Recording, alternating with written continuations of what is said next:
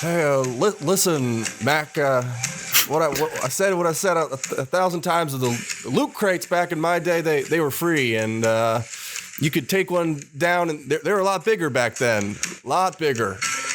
You listen here, Jack. You got yourself a Grand Canyon. I just call that a big long hole. It's, we didn't need fancy names back in Delaware. We used to call things what they were. It's a big long hole. It's not a Grand Canyon. I don't even see a cannon anywhere. It was a mini cannon. I yield my time.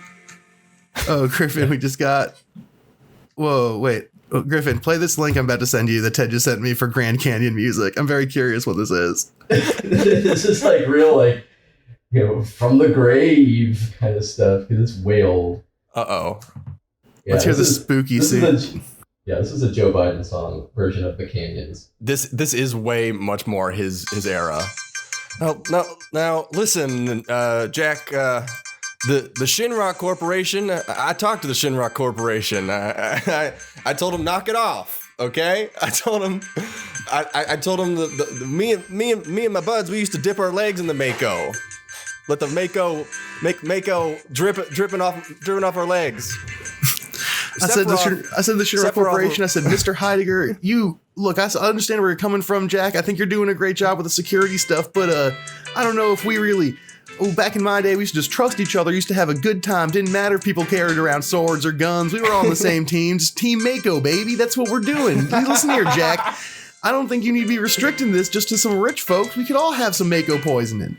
I mean, frankly, when it gets down to Mako, I'm all about supporting our soldiers.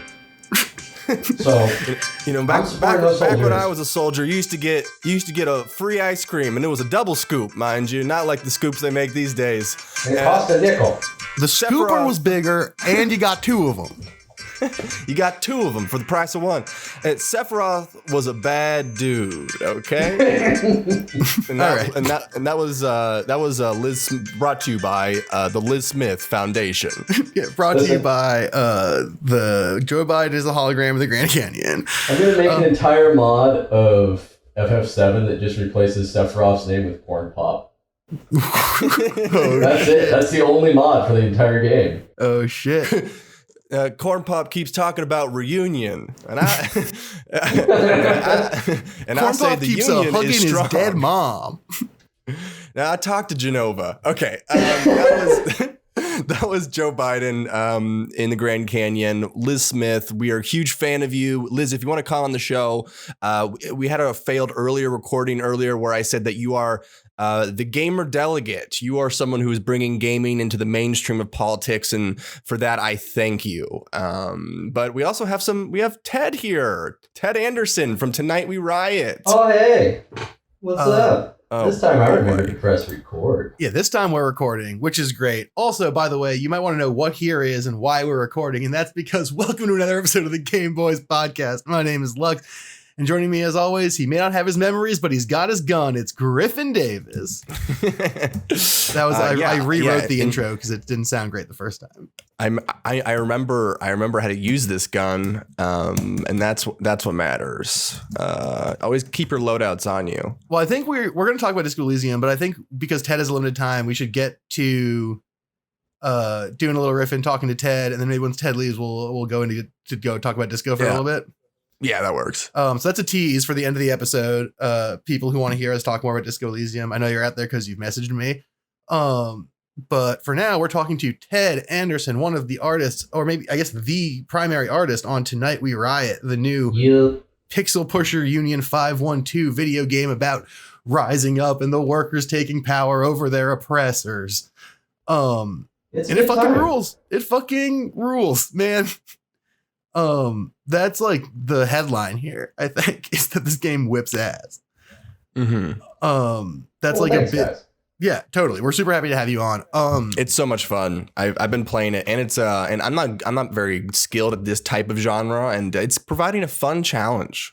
Yeah, there is something to that where like I haven't seen like a side scroller that's been sort of like buffed up with the sort of amount of like think about things energy that video games have now.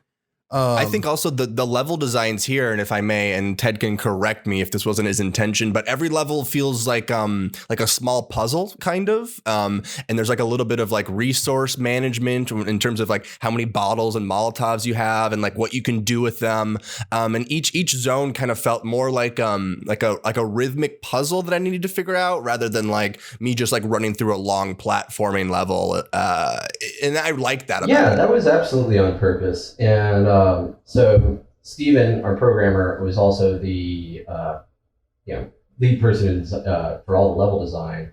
But we talked about it from the very get-go. So my own history of working on platformers and such. So I worked on Donkey Kong Country Returns and also Donkey Kong Country Tropical Freeze. Hell yes. So I took a lot of the lessons I learned from that production and brought it into this one. So, there's a reason why you're kind of taught the weapons in the order that you are. You're presented with puzzles in the way that you are, in order to make sure that, you as a player immediately recognize either threats or helpful items or, when you should probably get ready. There's a big fight coming. Yeah, a great example I would say is like on World 2, you add this new mechanic of if you kill the scab leader, then all of the scabs join you. Is that what they are? They're scab leaders, or what are they? Well, the time when we were starting to work on that level was when all that weird Bundy Ranch bullshit was going on. Sure. And so it's very much riffing on that and riffing on how libertarians are fucking weirdos and basically crypto fascists.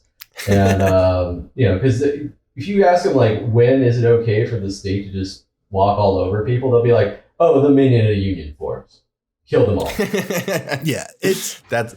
Yeah, that mechanic's great. There's a bunch of little ones. One thing I love about it, speaking of this puzzle thing, is and this happened on the time when the three of us streamed it on Twitch, on twitch.tv/Choomroom. There's parts where you realize that there's a way around this puzzle that just totally didn't occur. Like Griffin and I kept getting murdered by these two tanks, and then I just sort of ran behind them and started hitting them with a wrench, and they can't turn around. Yeah. And it was just like, oh, and that is the way you're supposed to attack them.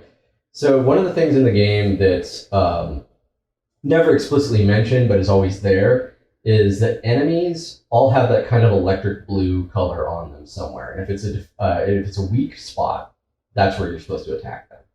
So the killdozers, that's what they are. The killdozers, if you get behind them and peg that gas tank, that'll take them down real quick. Yeah. Fucking game facts, baby. One big mechanic about the game that was unique to me, at least, was this idea that there's a leader of your riot, but then you need to also strategically, with the right click, send your troops to parts of the level, and sometimes to keep them away from harm, because there's a lot of harm that can reduce your riot, and then also as great ways to kind of raid in and swarm people. So I like controlling the mob a lot. Yeah, that was something we really wanted to make sure was fun, but also easy, and that we didn't lean too hard on it, because you can get strategic with your crowd and use them to draw out, or separate, a stronger unit from a weaker unit, or to, pull a simple flanking maneuver, or even just simply keep them out of harm's way. So you can just go chuck, Molotovs or, chainsaw a specific dude, not have them get hurt or fuck things up. But yeah, we wanted to make sure also that it became apparent to the player that, your main character was basically keeping all their extra lives running around with them. So whenever your character died, you became another person in the crowd. And so there was never one specific hero, but the hero was everybody who was rising up. Yeah, which I think is, at least for me, kind of the most ideological, perhaps maybe the most ideologically compelling part of the whole game.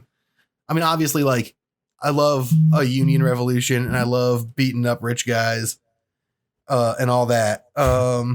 My favorite part is when you get to beat a level and the rich guys, they run out of whatever they're hiding, their big building they're hiding in. Yeah. And you have a split second to try to hit one of them before the level ends.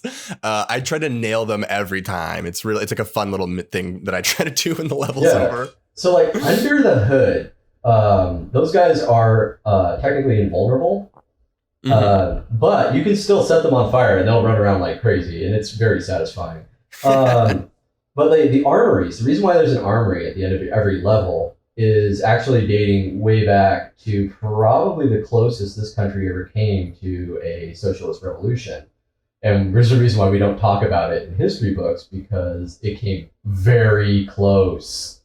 And what it was is, I'm probably screwing up the dates a little bit, but it was in the 1800s, and it was the time of railway barons. And they decided that they were going to try this like anti-strike maneuver where they like purposely like antagonized their own workers to try and start a strike to see if they could just like, sidestep that shit. And what happened instead is it rippled outward into a general strike that basically covered the nation. And if I remember correctly, like at least in like St. Louis, like the National Guard was brought in, shelled flat like several square miles of where the strikers were at. And, but the reason why they were able to be so effective is that there was really, why like the National Guard, et cetera, was not able to be so effective was because they didn't have like these deposits in cities where they could just like go and like, now we all have guns, and now PS fuck you rioters. And so when you go to cities and you see these lovely old buildings, these armories, or there's an armory district or something, that's a big fucking threat is what that building is. That building is basically there to say like, hey, you try it again, you're dead. Right. That's fucking wild. The DC National Armory, it's a great place to go see a concert, but now it has a whole new darker connotation. Yeah, and so like it was really pretty dark when I found that out too, because like I remember those buildings in pretty much any city I've ever lived in and being like, an armory, that's a peculiar thing to call a building. Yeah, that is that's fucking wild. Was there any other sort of like historical like interest stuff that you picked up while you were researching for this game? It was all this like stuff that I've always been interested in history, so I applied like a lot of the different things that either caught my eye, and there's definitely a heavy IWW referencing that goes on in the game, because they terrified the shit out of the capitalists in the state at the time whenever they were at their peak, and there's a reason why they were a much more minimalized force these days, and it's because the state and capitalists pretty much just shook hands and said like, yeah, we can just deport, kill, or maim most of these guys. Is that cool with you? And they're like, yeah, that's fine. And then they did. Jeez Louise. Yeah, there's like obviously a ton of history sort of baked into this game, given sort of the nature of like American labor and labor in general. Yeah. Was there like any sort of like, I don't know, I guess like specific kind of like historical or video game correlates that you like? Did you have like, I guess like an influence board or something that y'all put together, like a set of things you had in mind while you were going through? Or was it just kind of like all sort of like filtered through your brains and whatnot? I think it was, a mix. Of course, there's always all the things you've experienced playing games growing up and everything. I think that like artistically speaking, there was one game, because like Metal Slug, of course, is a pretty, on the nose reference in this game. Like it's a big influence on the art style. But then there was also another one that like, I'm trying to remember, it was it was another indie title, and I really want to give them a shout out because they were, if you can think of it, we'll mention it again in a second if you could think of it. Yeah, because it was like Dungeons and something, but it wasn't Dungeons and Dragons. It was like, that's an indie. Yeah. So I'm trying to remember it, but like their backgrounds were beautiful. It was just this gorgeous, sumptuous pixel art. And beforehand, like our backgrounds were all right, but like I saw theirs and I was like, yep, going back, fixing everything, ripping it all out, starting over. Okay, well that raises an interesting question that I'm curious about, which is, we talked about this a little on the podcast, or on the stream rather, but like this game was about 5 years in development. And so like, what does 5 years in development like really mean or look like, or how does that happen? Like, is that a normal amount of time? If it wasn't, why not? Like what happens in that time? Yeah. So, I mean, this was a real nights and weekends game for all of us. And we were all in the position of having full-time jobs and, not really having the pressure of a strict deadline on us at all, ever. So like, honestly, if this game was something where we all had salaries and we were all sitting in an office together and this was the churned out product we were making for a publisher, it would probably take us a year and a half to have made the game that we made. But as case may be, it was more of like on a hobby scale for producing it. And so like, I was always a big proponent of like, your family comes first, your mental health comes first. If you're not feeling like working on a game right now, that's fine. Because I don't want you beating yourself to fucking death for this game, especially when the message is one of like, being good to workers. Sure. So there was summer times where we didn't get really anything done because daycare for a lot of folks doesn't run during the summer, and you got to be a parent first. And like this game, probably with its messaging, do you think games will like with this amount of politics could ever be made by bigger publishers, or is this going to be still sort of like an indie labor of love thing for like the next decade? I don't know. I don't think it'll ever, a game with this kind of explicit messaging will probably never really break through that wall. I don't think, just because, at the end of the day, it's kind of saying like, hey, rich guy giving us a bunch of money, fuck you. And, Sure. To be fair, is, you gotta be your politics, that's your politics. There's also like, Rage Against the Machine got, radio play for a long ass time. They were on MTV and stuff. And so obviously someone thought it was worth the dice roll. But with Rage Against the Machine, there's a lot of people that explicitly did not understand like the message behind it. Like fucking Paul Ryan. They thought the machine was like an oven. Or maybe they thought the machine was like, I don't know, a social safety robot. Net. They're like, yes, the machine. The machine that gives people things. Break it. Yeah, it's, oh God, I hate that shit. But yeah, I think that's a really good point, that those things, it'd be tough to see them break into the mainstream, but we have seen like a lot of sort of left-leaning indies, especially this past year. Like obviously Tonight We Riot, Disco Elysium, of course. Even fucking Untitled Goose Game has like a big shout out to like Call of Duty Warzone. Yeah, sure. Call of Duty Warzone, a classic. Even Goose Game is a shout out to like native land rights and like the influence of capital on like Australian settlement. Like it's kind of crazy.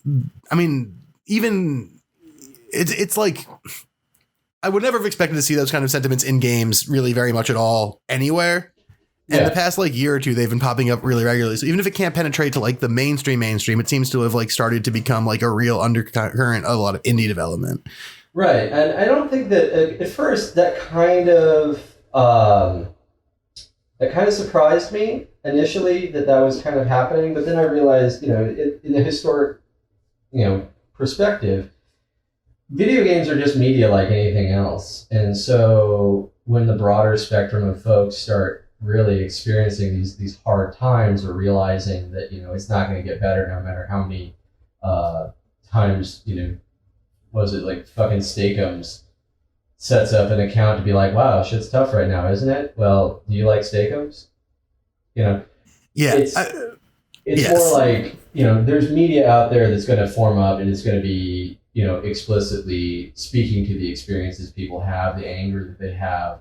And I like, the righteous anger that they have, that their life isn't what was promised to them when they were kids, or promised to them in the cultural or societal spectrum, that they were supposed to be able to live this life of comfort and, less worry. Yeah. That'd be glorious.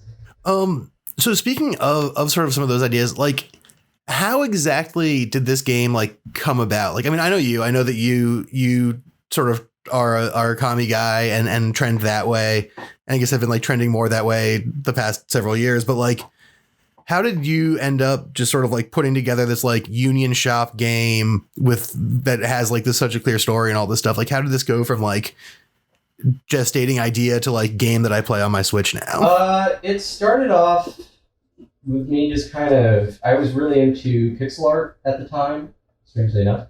Coming off of just playing a whole shitload of Minecraft. In fact, if you want to see some of my early pixel artwork, you can look up this really old Minecraft texture pack called The End is Extremely Nigh.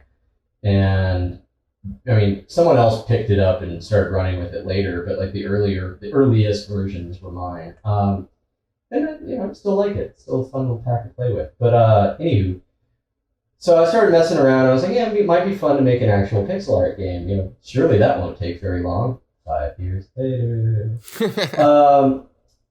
And so I was just kind of like dicking around with it, and then I mentioned it to one of my buddies who I'd recently reconnected with and I was friends with when I lived in Dallas, only to discover that, he was a programmer who was really getting interested in making games, and so he downloaded Unity, and we started toying around with it, and we quickly discovered that my initial idea of doing like a straight-up side-scroller, but with some of the early mechanics of what would become Tonight We Riot, it didn't work as a flat side-scroller. You couldn't tell where your characters were, you couldn't really tell where you're trying to attack, etc. And so we broadened it out into kind of more of a Streets of Rage, Teenage Mutant Ninja Turtles style brawler, and it just clicked. So we ran with it from there. Word. I mean, that's pretty fucking wild. Was it easy to find a sort of crew of folks and like developer people to like get into that, like to do this kind of game? Not terribly. At the time I was also, involved with Party World Wrestling. Yeah, baby. Yeah, PWR. Hail Mother One. I knew a bunch of the folks there, and there was this fellow named George Garza who was working security, and we got to talking about games and music for games, and he makes a lot of really amazing music, and I know that now that he makes amazing music, but he offered to make some music for the game, and I thought, sure, I'll never fucking hear from you again. It's fine. I know how these things are. It's a glib discussion over many beers while watching a wrestling show. And no, he sent me a bunch of like early versions of some of the stuff that's in the game right now, and it knocked my fucking socks off. So, that was the first member that, really joined the team other than the programmer. And then when the initial programmer had to, bow out because he was, I think he had to get like a new job, he just didn't have time for it anymore, was right around like pretty much exactly the moment we got nominated for an award over at South by Southwest Gaming. And so we were like, okay, this is the time for us. If we're going to try and find a publisher, let's do this. And we did, but we also were like, I don't think we can tell the publisher that we don't have a programmer anymore. So we went and George knew a programmer who was his roommate in college named Stephen Myers.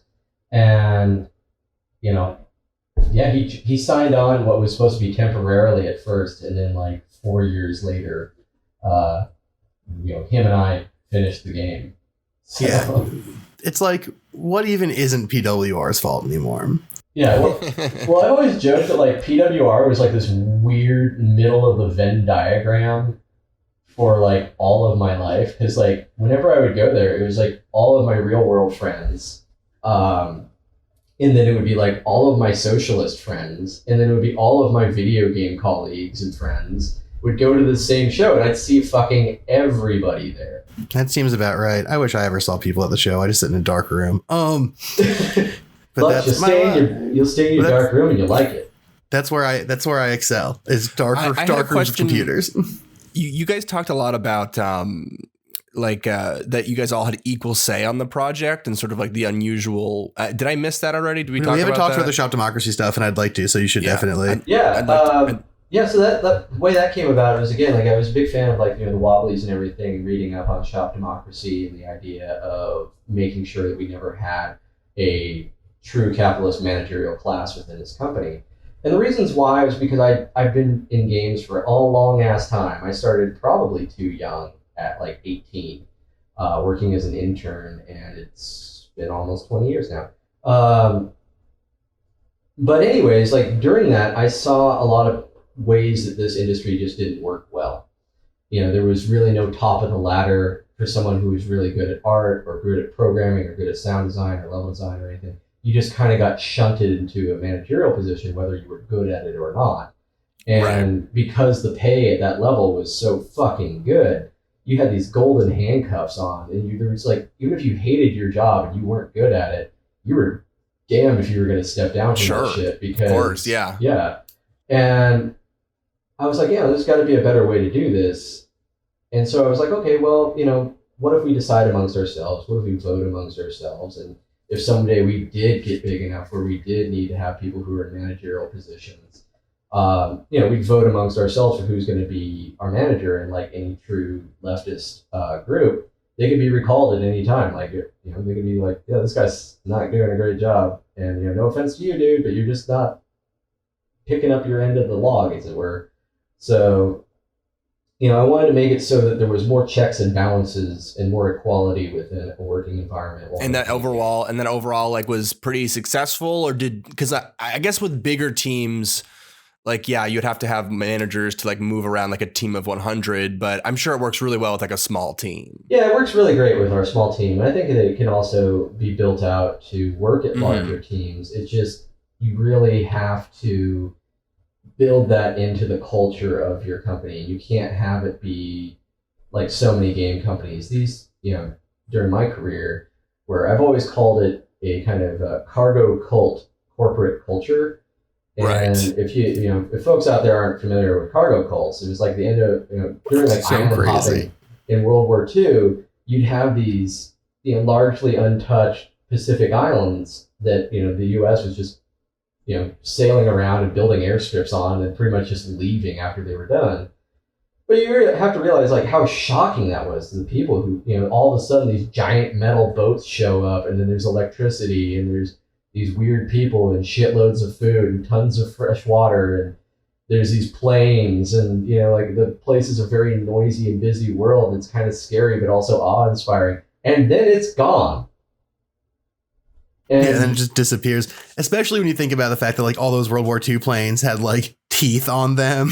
Oh yeah, like, crazy paintings of like mermaids and like swords. Yeah, didn't help. Yeah, exactly. So you end up with these folks, worshiping a person named John Frum, and so it was probably like John being a very common American name. Someone probably got off a boat and said, "Hi, I'm John from the U.S. Navy. Where can we is set that up like here?" David Frum's great grandfather? Oh boy.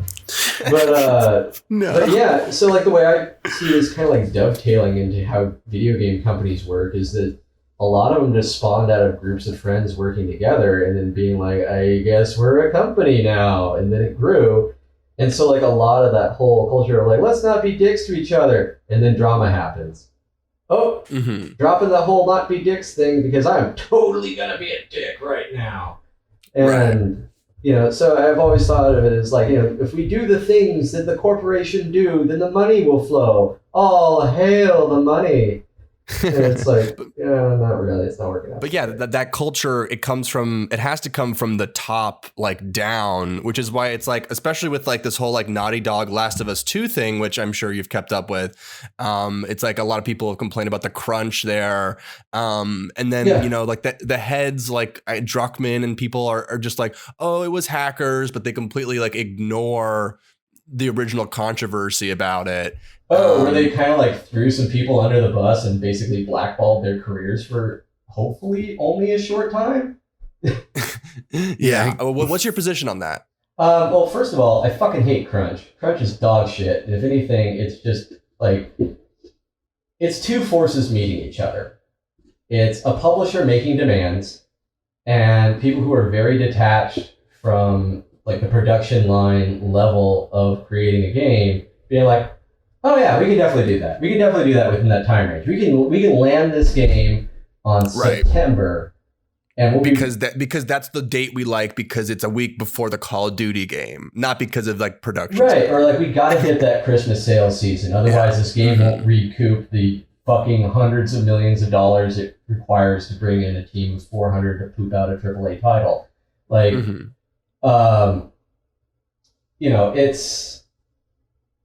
it's just bizarre to see like that happen again and again, where initially like crunch was like kind of treated as like, oops, someone fucked up and now we've got to be here till 3 o'clock in the morning to push out a gold master copy of this game, and it's happening right. It was a single day experience. It wasn't like the entire production is crunched. Right. And nowadays you see a lot of places where they're like, yeah, we're going to be planning on having a crunch, or we're going to be ordering in food for you guys at lunchtime. It's not crunch. Right. But, Yeah, or like it's like bullshit that this idea that like, oh well, we let people go whenever they want, people just choose to stay. No, that's actually the most pernicious and evil in my opinion, because it just creates this like social pressure and sort of all this guilt and shame. Yeah, it just weighs you down with that shit. And like that your managers are keeping track. Of course they are. They're definitely watching who's going out the door. And there's so much sort of like, it's the inverse of like worker solidarity stuff where like they keep you trapped there because you don't want to let down your buds. And it like takes sort of this momentum for organizing and like group activity and turns into this like horrible trap. Yeah, it's like it almost unionizes crunch. Yeah, in a weird way. In like a weird reverse and evil way. It's fuck. Have you ever had to do like major crunch on one of those releases, Ted, on like a Donkey Kong or something? Not on Donkey Kong. We did do crunch on Donkey Kong. It wasn't the most brutal I've ever done. It was like pretty much stay through dinner, then go home, which sucks, but it's not the worst. Probably the worst I ever did was shipping a completely forgettable game. There was James Bond Nightfire for the PC. Oh my God. This is really embarrassing because that was my last question. I was very excited to ask about Nightfire. All right, well, here we go. I played that game a lot as a kid. No shit. Okay, wait. So first of all, I got to ask, what platform did you play it on? I played it on GameCube. Okay, well, you didn't play the game that I worked on then. Because here's the weird shit that was going down. They had us working, EA had us working on a PC game we were making everything from scratch. No one was really sharing assets until the end where they realized, oh my God, this is a fucking disaster. And so like the console versions all had like, they had driving aspects and all these other cool things in them, and they were pretty fucking badass games. The PC version had no driving. It was cut to the bone. And so there's like 5 levels in it only, because there's a lot of driving in Nightfire. Yeah, no, it was a pretty much straight up first person shooter, and all the people who worked on it were good people who were trying their best, but it was one of those things where they were trying to squeeze this game out as quickly as possible. And it's so funny. That was the only game where I slept under a fucking desk and was like powered by energy drinks for like way too long. And then that was your first game too, right? Not technically. My first professional game is Counter-Strike Retail. Ooh. Yeah, because I have CS 747, a big plane map that I worked on when I was a teenager. Incredible. Yeah. Wow. That's really cool. Yeah, and then like my technical for an actual company game was Tony Hawk Pro Skater 3 for the PC. Where I got let's go. Yeah. So, and I got to do the custom skateboards for the skateboards. Instead of skateboards for the Doom guy, because Doom 3 was coming out and they wanted to do a little tie-in action there. Dude, Tony Hawk 1 and 2 are coming out remastered in September, if you didn't see. I saw that. Yeah, it was very exciting. Super stoked for that. But yeah, this Nightfire. Sorry, one last thing about Nightfire, because did you work on the multiplayer maps at all?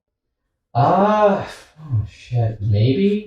Because those maps, it was like one of my first like just like playing shooting someone in like a multiplayer kind of mode thing, and those maps stick in my head like none other. There's one big snowy map with a few houses, and that's the only one I remember. Yeah, I barely remember it, dude. That was like 2 decades ago for me, and like the one thing that does stick out in my mind while working on that is that they didn't bring in a proper localization team. And instead tried to have us do it in-house. And because I had taken 4 years of Spanish in high school, they wanted me to do the Spanish translation and the Italian translation. Whoa. So anybody these two are that, basically the same. Yeah, anybody who bought that game in Italy, I'm so fucking sorry. There's no way in hell. Like, they believed me. Did you just Google Translate? No, I think that's what didn't exist back then. Oh, no, it recently did. And so they just basically pointed us at that, and only it was like, it was brand new, so of course it wasn't great. So that game probably is all sorts of fucked up with like weird, terrible, accidental insults to people's grandmothers and That's so funny. That's so crazy. Fuck, man. We gotta have you back on so we can ask more questions about game development stuff because this is fascinating and insane. But we got like about 10 minutes left before Ted's got to run to do some other cool stuff about Tonight We Riot. So let's get back to Tonight We Riot real fast. So like with this game, like I guess like the big question that's on my mind is just like, what is it like? Have you had time to like process how fucking cool it is this game exists and has been doing stuff, or like are you still caught up in like doing podcasts and interviews, or like what's? It's very much that. Like I think that I just haven't really had a chance to breathe yet. In the sense, I don't mean that in a bad way.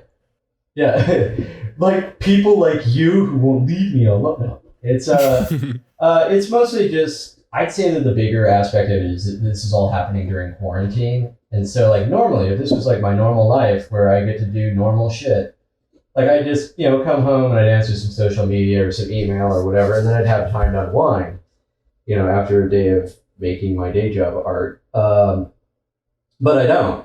So I kind of go from like one, very workload heavy time of like 12 hours on of being a parent, except for nap time, which rules and is cool and long may it last.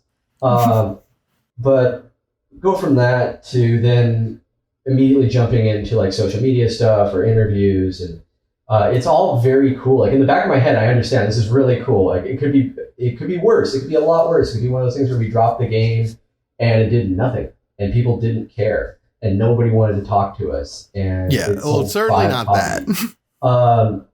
It's certainly not that. And it's really cool to have these, media sources reaching out to us, wanting to do interviews. It's great. So I really enjoy that. I think it'll be one of those things where, like, after all this shit is finally passed with like the coronavirus, I'll suddenly be like having a beer at a brewery and it'll just fucking hit me, and I'll be like, oh my God. Yeah. So that's generally how it works for most successes in life. Because Griffin and I know a lot about what it's like to be successful, so we can tell you a lot about what those emotions are.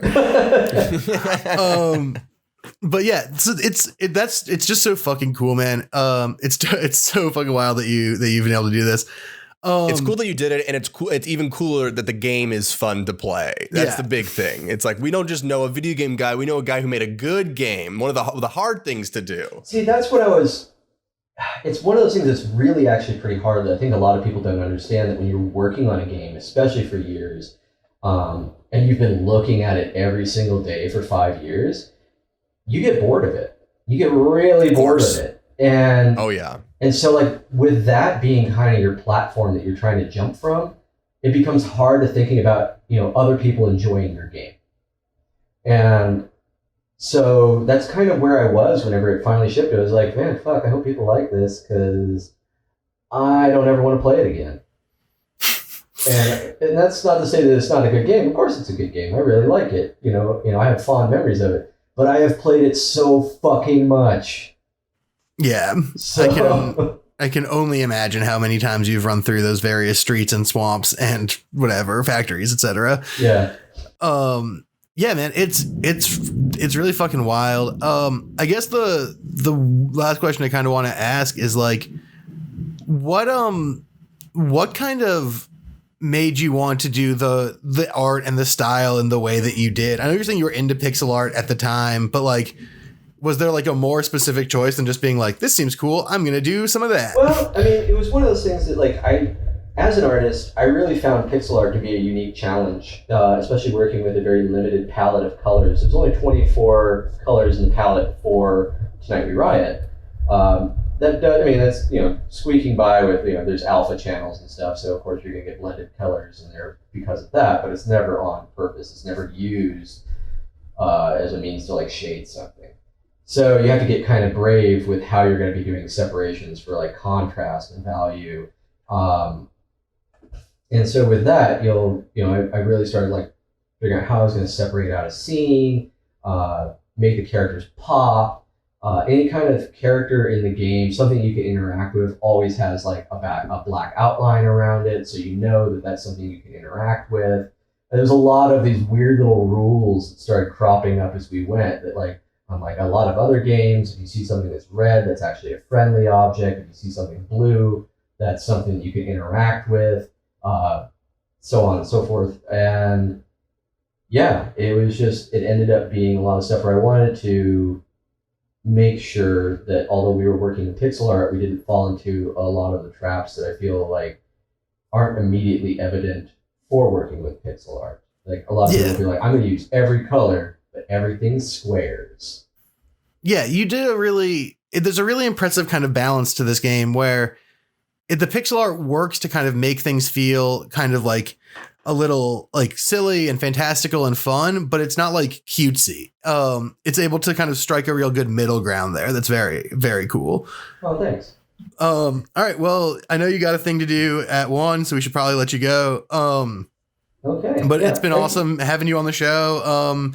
Hell yeah. And sometime if you want to come on and talk about a game that you've played instead of a game that you've made, we'd be happy to have you back for sure. Oh, fuck yeah. That'd be super fun. I love hanging out with you guys, so it's always a pleasure. I'd love to do a review of Italian Nightfire. Oh, yes. Let's please do a live playthrough of that game so I can just grimace and cry. Find a copy. I will come on gladly. We'll work on it, man. Congratulations again, dude. Super fucking hype. Yes. And we'll talk to you soon, go buy man. it. It's on Mac, PC, Nintendo Switch. It's $14.99. It's worth every buck. I think I might rebuy it for the Switch because I like doing the mouse and keyboard, but I feel like on Switch, on that screen, handheld, I think that's what I'm going to do. Yeah, this game was, although it did initially start out as a PC production, it is fine-tuned for working with controllers. So I feel like at this stage, getting it with a controller is the best experience for the game. Yeah, I mean, if it was still safe to ride the bus, this would be my primary bus game on my Switch, no doubt. Oh yeah. Mm-hmm. But now the bus is scary. I guess we'll see you in the Grand Canyon. We'll see you there. All right. All right. I'll see you guys later. Thank you. Thanks, Ted. All right. Bye, Ted. All right, Griffin. Now Ted's gone.